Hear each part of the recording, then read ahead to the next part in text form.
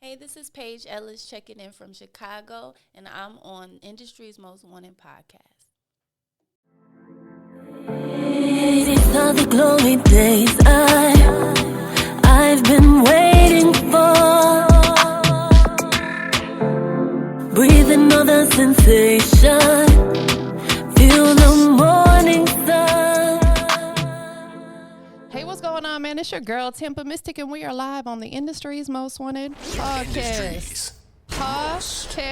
Boom. I heard we got Chicago in the building. Yes, I'm here. Shout out to the beautiful Paige Ellis. She came in here looking like a ray of sunshine, a superstar. How you doing?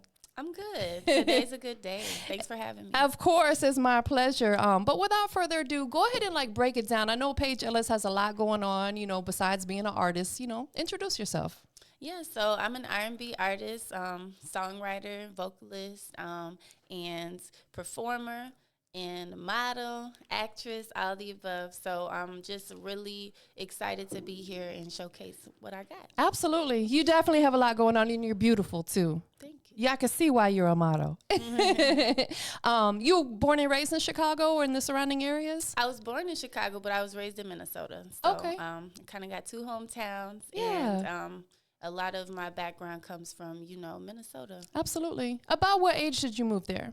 I was 6 months. I was a baby. Oh, yeah. So that's like all you really know. Yeah. Besides grandma's house on the block in Chicago, that was a lot of my childhood too. So Yeah, absolutely. So you traveled a lot to Chicago growing up to visit with Granny? yeah, like 3 times a year we would go back. I have siblings there too. So Oh, that's dope. That is dope. Take us back to your childhood in Minnesota, growing up. What was it like for you? church, Yeah. church like 3 days a week, and doing my homework.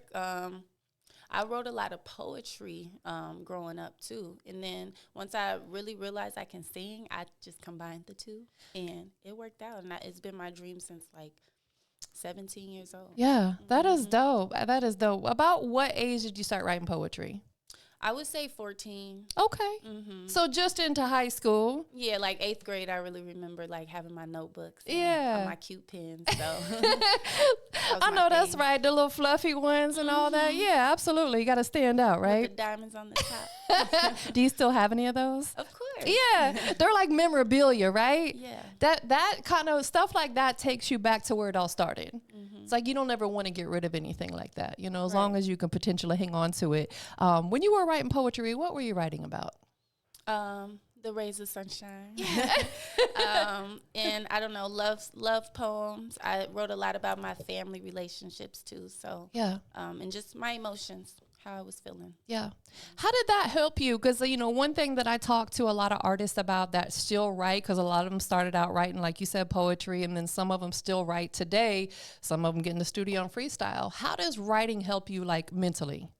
It helps me, kind of figure out my emotions and how I want to portray my emotions to the world and really connect with people. I think the beginning, I really was aiming to connect and relate to people, like you're not alone. So Yes. I think writing it out first kind of gives me a perspective, like this isn't just like a cute voice. This is actually a story we're telling. So. Absolutely. And when you tell a story like that, especially when it's something that kind of came from your heart, that's when people resonate with you. Yes, for sure. Because there's other people that go through the same things that you go through.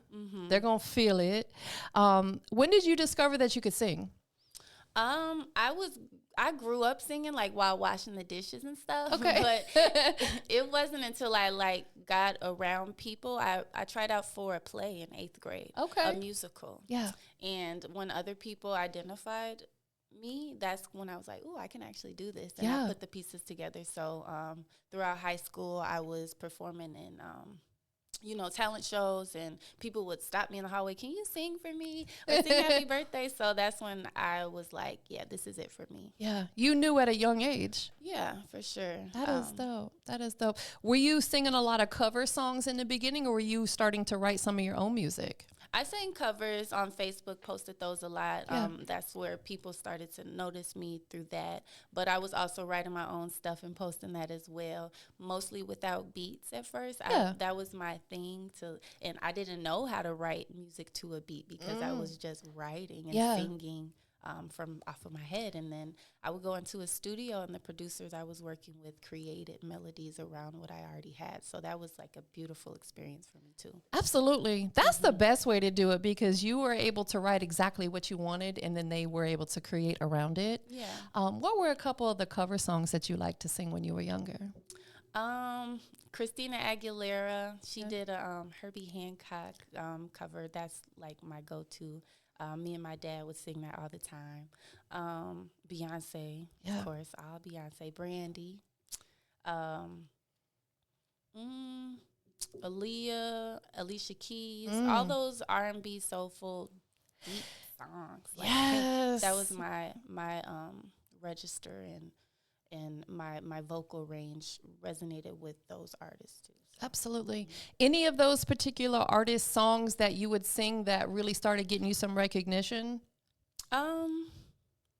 My memory, I would say the Beyonce songs. Yeah. I would sing Whitney Houston in high school a lot too, actually, and people would call me Little Whitney. That is so dope. That's so that huge. Was, very huge, and I would say she's inspiring too. So I definitely took note to all of those things and kept working on my craft. Yeah.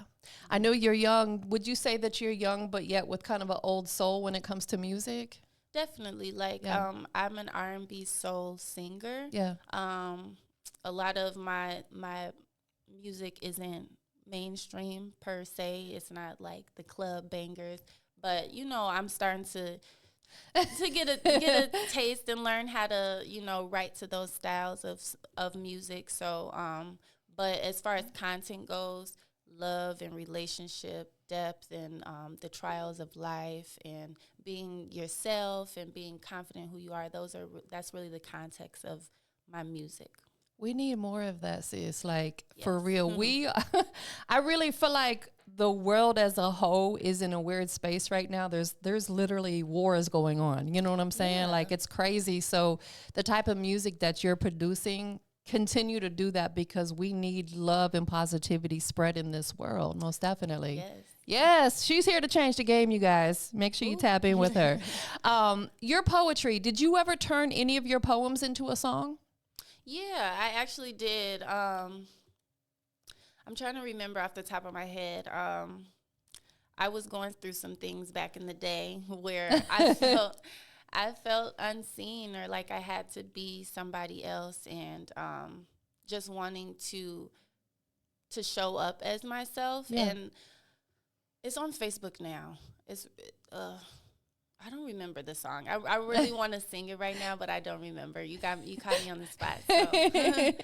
But that's dope, though. That you turned some of your writing of poetry into music. Mm-hmm. Is that something that you still do? Do you still write poetry, or is everything you write now mostly your music? It's mostly music, because I'm just trying to target, trying to stay on track with my goal of songwriting. So I haven't really dived into the poetry side of things in a long time. But I might, now that you mention it, I might actually go back, because that's where I started. Take it back to the roots, right? Yeah. What about spoken word? I've never done that. Interested at all?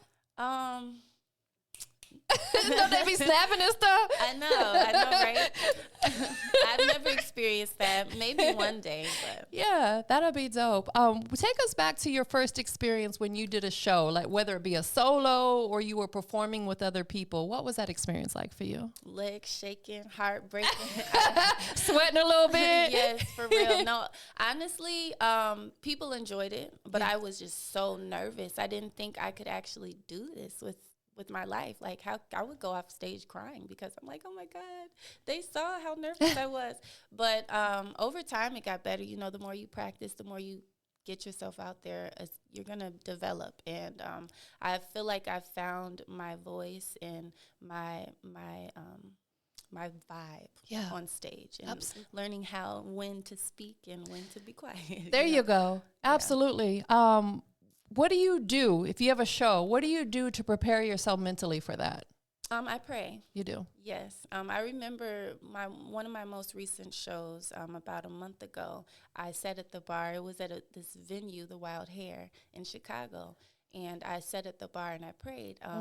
I was trying to, be a little private about it. But that was one of my most memorable shows in this last 12 months. So I just know that it's very impactful, and to talk to God about what you want and what you need on that stage. I need confidence. I want to have fun. I know that's right. Absolutely. Do you wake up in the morning and talk to God? Like, is that one of the first things you do? Definitely. Yeah. I have my Bible app, so having my devotion times, and then actually hone in onto how I want to show up in the world. Yes. As a light, and spread love and positivity. Absolutely. Mm-hmm. How important is that? Do you feel like, with any, not even necessarily music artists, but just people waking up every day, acknowledging, whoever it is that they believe in, their higher power? How important is it for them to start their day like that? It's very important, I would say, because your mindset is everything. It's how you engage with people, and people are reflections of God. So you want to respect them. You want to, show up with a cheerful spirit, and be willing to, learn from them, and you teach as well. So you have to lead by example. Yes, absolutely. Mm-hmm. Do you feel like because, you are a believer and you walk in faith, that really keeps you covered and protected in this crazy world that we live in? For sure. I have angels. Yes, absolutely. We all have spirit guides. We have angels. Have you lost anybody close to you? Definitely. I actually was sharing this with my friend just last night. We were, this is my first time in Atlanta, actually. Okay, so well, welcome. Yes, ma'am. Yeah, she should move here. She should move here. He ain't paying no attention. Yeah, let's come. But no, I was sharing with her, my aunt, she recently passed away, I think about 2 years ago now. I'm sorry to hear that. Thank you. She said something to me that stuck with me, because I'm more reserved and shy. I have a shy demeanor, but she said, Paige is actually really brave. She told this to my mom, and my mom shared it with me after she passed. And that stuck with me because she saw my persistence. She saw my bravery, no matter, the obstacles and inner battles that I face. And it's just honestly that connection with God and my belief of what my purpose is here. Yes, I'm glad that you said that, because that's something I ask everybody that sits in this seat. So I'm going to go ahead and ask you, music is your passion? It's my passion, yes. 100%. Through music, what is your purpose? Singing and encouraging. Yeah. Telling a strong message of love. Yes. And God is love. And if we lay that as the foundation, we're winning. Yeah, absolutely. I know you said that, you had a church household. Mm-hmm. Did you sing in church at all? I did. Yeah. I was on the worship team for a short time. Okay. Unfortunately, had not the best experience. Scarred me a little bit, but, I made it out. I had a good pastor who told me that, God can be found anywhere. Yes. Because I didn't believe my calling was necessarily gospel music. Yeah. But my faith in God and knowing who God is, I can spread the love. Yes, absolutely. Yeah. You could do it from your bedroom. You don't have to necessarily step foot in anybody's congregation per se. Like, you can absolutely find love and that connection from anywhere. Yeah. You can do it right here, right now, Exactly. When you first started releasing music, take us back to when you first started actually putting music on the digital platforms. Mm-hmm. Do you recall the first song that you put out? Yes. 2017. Okay. Better. That's the song I mentioned earlier. I was writing it in my car. I was going through this bad situation with my first boyfriend. Yeah. I thought we were going to last forever, but we all think that. Right? But I wanted better. We needed better. So yes. I took that to the studio. He played the pianos, Afro keys, played the piano, and made a really good soulful sound for that song. And that's actually one of his favorites. So, that was 2017 was the first release of Paige Ellis. Absolutely. Mm-hmm. Would you say that's probably one of your most personal songs that you've written? Definitely very emotional. Yeah. I get a lot of good feedback from that.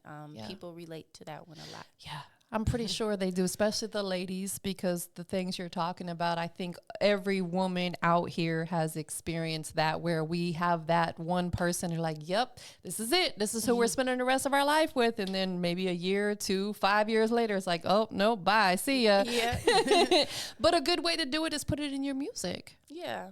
It wasn't hostile at all. Like, Yeah. the foundation is love. Yeah, exactly. Absolutely. Do you think that, or do you know or think that he knew you wrote that song about him? Definitely, for sure.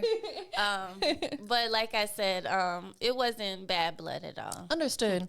Yeah. Absolutely. Like you said, you know, I'm like that too. Like, I don't like having animosity with anybody.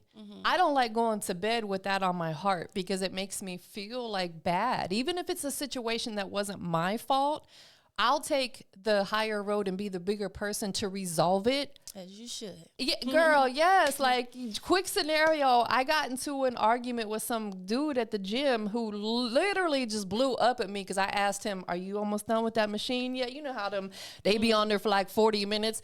And he started yelling at me, right? Oh, wow. So I walked away because I don't like confrontation. When I seen him again, I went up to him and resolved it, because I'm like, I don't like having animosity with people. Yeah. You know what I'm saying? I'm going to have to see you again. We so. gonna have, we gonna have to see you again. So it's like you said, we want to lead with love and, you know, just, you know, put everything peaceful. Throughout your journey in music, you've been doing it for, I know you've been doing it for a while, but 5 years that you've been actually releasing music out to the world. Yeah. What would you say has been the song that's gotten you the most recognition? Actually, one of my recent songs, last year, it's on Tender Soul album. Okay. My single, A Little. Yeah. That's the most recognition that I've gotten. It's very early 2000s R&B is what people say. You're bringing me back. I love it. This is a sound we need. So, and I had the help of songwriting with one of my friends who lives out in Philly. MTA, he helped me write that song, and we made a hit. Yeah, I would say, and that song is basically about, you know, you've had your ups and downs, your trials with relationships, and you got your guard up, but now I'm ready to trust a little. I'm ready to give a little. I love it. So it's very relatable because, again, you know, I can't speak for the fellas, but I could definitely speak for the ladies. We go through that where there's a very long time after relationships where we have our guard up, but then it eventually starts calming down and you're like, you know what, maybe I'm ready to try this thing of love again, you know? Yeah. And I love the fact that you're putting it through your music, because everybody out here loves music. No matter what genre it is, it's that universal language. And no matter what emotion we go through, especially us as women, because we're very emotional, we turn to music. yeah, definitely. Turn to It's music. an outlet to help you, like, kind of work through your emotions. Absolutely. Yes. And it's crazy because my playlist is so diverse. Like, I have stuff from, you know, mostly hip hop and R&B, but I do have a little bit of rock on there and, you know, some Afro beats. Like, how important to you is it as an artist, a singer songwriter, to tap into other genres of music besides, you know, R&B? It's important because you want to be well-rounded. You want to, you know, engage with the listener. And as, you know, times are changing, the industry is very saturated with different sounds now. Yes. But you know, we're influenced by so many things. You mentioned Afro beats. Like, that's not going to give me the same, like, emotion that R&B gives you. Right. Afro beats makes you want to dance, and it makes you automatically feel good. Yes. So you definitely want to just learn bits and pieces about other things so you can, you know, challenge yourself to grow and, you know, encourage your listener to get that other spice, you know. Absolutely. Yeah. And like you said, it makes you more well-rounded. You know, opens you up to the world a little bit more. Like, if you're a music artist and your intentions are to reach the entire world, I think it's important to tap into other genres. Have you done so, or are you interested? And if so, what other genre would you want to tap into? I do like Afro beats. Yeah. I'm trying to really, you know, hit that mark on the beats. You know, Chris Brown, he knows what he's doing. So he's like my favorite. I'll never turn him down. I know that's right. But no, Afro beats and, you know, a little bit of hip hop style to get the flow. I like the flow, the lyrical message and content in hip hop. I'm trying to incorporate that into some R&B too. So those would be the two other genres that I'd say. Absolutely. What about film? Does that interest you on the level of either getting your music into film or even acting? Yeah, actually, I've been to some sync conferences a lot. Yeah. Just to, learn what they want, what kind of sound, and, don't sound very generic. You want to sound like, unique. Yes. And that's what they like the most. So I try to, maintain my artistry and not sound robotic, Exactly. Exactly. So, sync licensing is big. A lot of people don't understand what that is, but, the short and sweet of it is getting your music into film. You said you've been to some sync conferences. What was one of the biggest things you learned? I know you said that, the type of music that they're looking for. Anything else that you can share from what you learned at the conferences? I just say the biggest thing is authenticity. That's what they want. That's what they appreciate the most. Yeah. You might get what do you call it when they send you a little script of what they're looking for? Oh, yeah, I know what you mean. Exactly. I don't know the There's a term name for for it. Exactly. Yes. But they'll send you a little blurb of what they're looking for. Yeah. And they don't want you to go in there and write a Christmas jingle that sounds just like a Christmas jingle. They want you to be like, flow with it, authentic, like what's the vibe? But if that makes sense. Yeah, so you're not necessarily creating a song with the intention of in mind that, I'm creating this to be in a movie. No. Right. You're yeah. creating it because it's something that's true to you, and if it works in film, then that's great. Exactly. Yeah. Because like you said, if you try to make it for a movie, then it comes out kind of generic sounding. Exactly. And there's nothing generic about her. At all. Tell us about your most recent album release. So that released last December. Okay. Tender Souls. Tender Souls. Yes. I like that. It's like the trial and error, both male and female, of life. Life brings you lots of ups and downs, and you develop a tender soul, and we all emotional. Yes. We all are emotional, and that's basically what it's about. And got 5 tracks on there. Okay, so it's like an EP. Yeah, it's an EP. Nice. My second project that I ever released. I'm very proud about that. Has a visual to it on my YouTube channel for a little. Yeah. Very exotic, and it's giving a Leah vibe. That is dope. That is Yeah. dope. So you've put out 2 projects. Mm-hmm. With the projects that you have put together, the songs that are on that made those projects, were they created specifically for the projects, or did you pick and choose some music you already had in the vault? I picked and chose some music that I already had. The first 2 tracks on this Tender Souls album is something I already had. Yeah. Back in my back pocket. I wrote Could It Be and No Question, and then, like I said, the last 3 tracks were co-writing with my friend in Philly. What does a writing session look like for you? It's different depending on the person, but I will say back the Tender Souls, we did it virtual. Okay. So that was interesting. Yeah. And very fun, actually. I learned a lot. We just set up the mic and kind of, he would ask me how I'm feeling about this song or what story do I want to tell. And then we would kind of just create a melody first. We would focus on the melody and then put pieces together, lyric pieces, and then just continue the story, Yeah. Find things that worked and didn't work, take it out, remove, So that was fun. Yeah.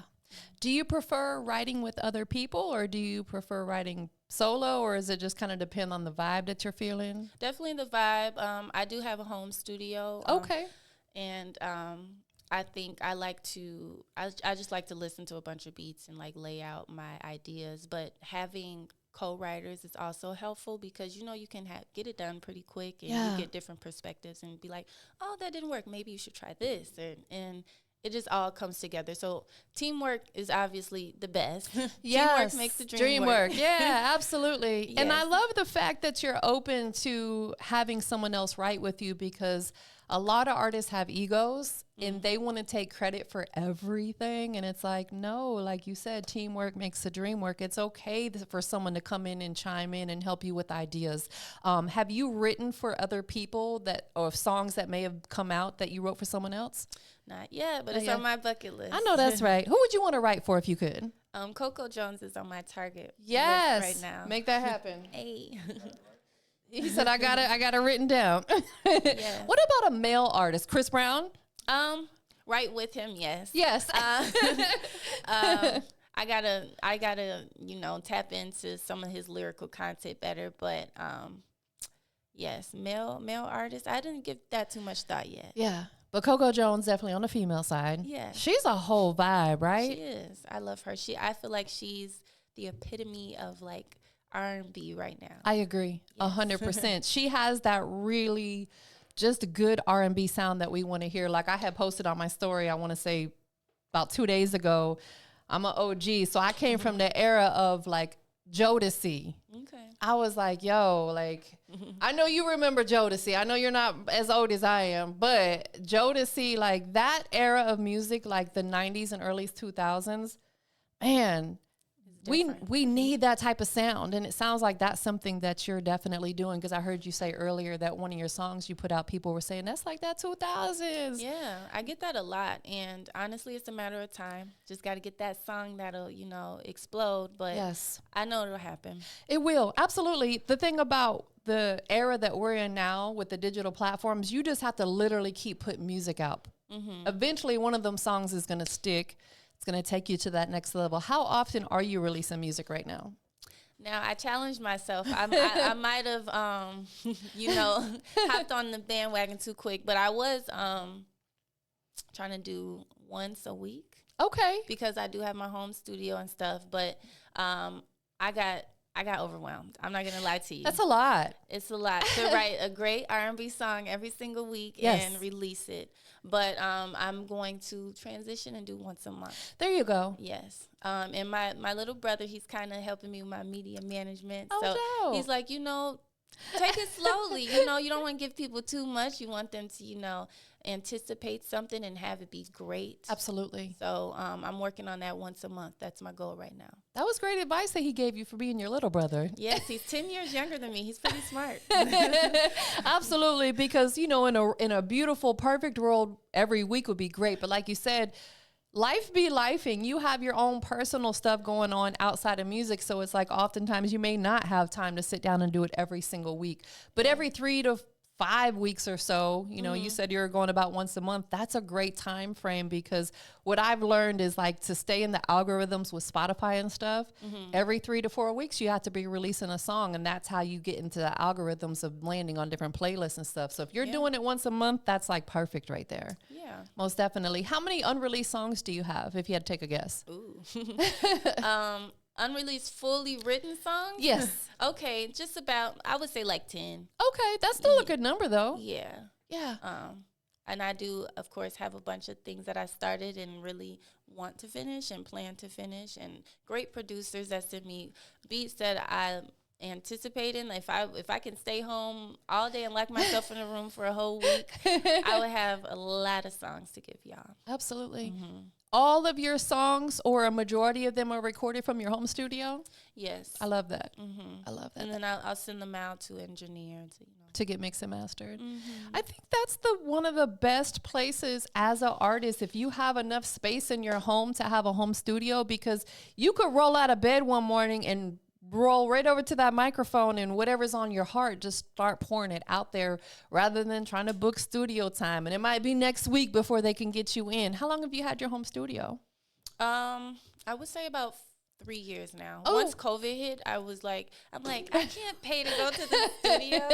Yeah. So like I used the last money I had on the credit card that I had, bought me a Mac computer, downloaded Logic, asked people, can you help me learn Logic? And I learned it, and I'm really, really proud that I did that, because it really changed everything for me. Absolutely. Listen, if you got a little bit of money left on a credit card, do not go blow it on something silly. Do what she did, because that's a investment. Because think about how much money you've now saved not booking studio time and learning how to record yourself. Was that challenging for you, learning how to record yourself? I almost quit. like 17 times, but She knows the exact number. She said 17 times. cried a little bit, you know, but I made it through. I had support from YouTube and my YouTube friend. University, right? Yes, YouTube definitely is very helpful. And I had a friend sit down with me and kind of did virtual sessions with me. So That's that was dope. very cool. Having good people around you like that who are open to showing you the ropes. Yeah. I don't know what it is. So a lot of people don't want to do that. They don't. Knowledge is power. We have to spread that, right? Definitely. So it sounds like you got some really dope people around you. Yeah. That is I dope. appreciate it. God bless me. Yes, absolutely, most definitely. So you're out here in ATL. I am. What all? It's your first time. Welcome to the city. Hey. Listen, Atlanta's a vibe. I've been here for 10 years now, and I love this city. What made you decide to come to Atlanta? I've always wanted to be here. I mean, it's like the capital of entertainment, Black entertainment too. Yes. So, I'm a Black woman, so you know, I want to learn more about my culture and see what opportunities that Atlanta has to offer. And thanks for having me again. Yes, like I said. absolutely. Atlanta is definitely that. I've been coming here, again, I'm an OG, you guys. I've been coming here since the 90s because I came here for Freaknik. What you know about Freaknik? Listen, I knew back then that I was going to live here. That was a long time ago, but I fell in love with the culture. Like you said, you know, like it is, people refer to Atlanta as the Black Hollywood. You know, we got Tyler Perry Studios here, and there's a lot of music opportunities, a lot of labels and stuff based here. Would you ever consider, not even if it's not here, relocating? I definitely want to relocate. I've been in Chicago for about 3 years. Yeah. And it's definitely not where I want to like stay. But we'll see when God tells me it's time to go. Absolutely. You know? Do you think Chicago is a tough city to break into the music industry as a singer? It's not too saturated for the type of music that I sing. I would say there's probably four people that I know are pretty well known for R&B, female artists. But I guess having the opportunities. Yes. That's the limit that I see. I don't want to be in a cover band. No. I want. You're bigger than that. No shade, but Yeah, no shade. Everybody has their thing, but since I was younger, I want to be known for my original music. So I think branching out of Chicago will give me that opportunity. You're a headliner. Yeah. You are a headliner. Yes, like you have the entire package. You're beautiful, first and foremost, you know, but I can tell that it goes deeper than that for you, because a lot of times there's some people that are beautiful on the outside but not so much on the inside. You walk with faith and love. That's going to carry you so far, because I'm really big on energy. I'm big on people who have, you know, manners and common courtesy. I don't know what's wrong with this younger generation, because that's out the window with them. But I can just tell that you walk in love and you spread that positive energy and that positive vibes wherever you go. Yeah. You're infectious. You walk into a room and you probably, without even trying, demand and get the attention of everybody. Now, you know, I have charisma tatted on my arm. See, there you go. And you are, like you said, the epitome of that. You have that charisma. Like, I can feel it. You have good energy.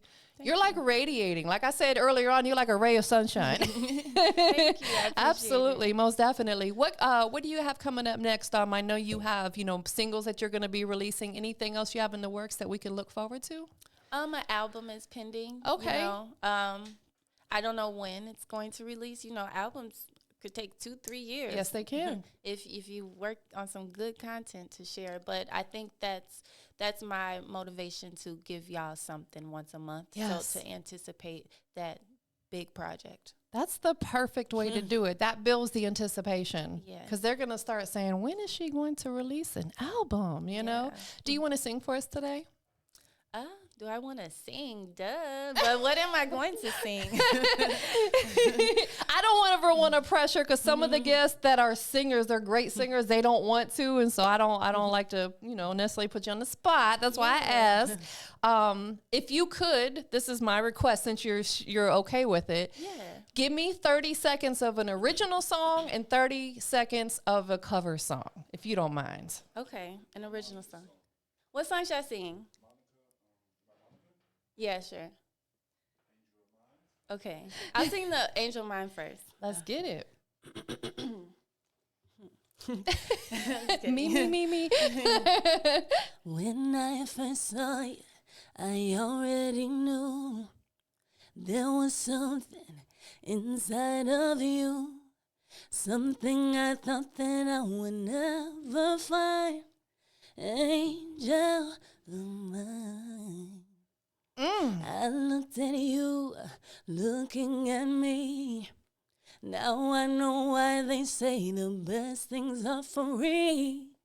I'm gonna love you, boy, you are so fly. Angel of mine.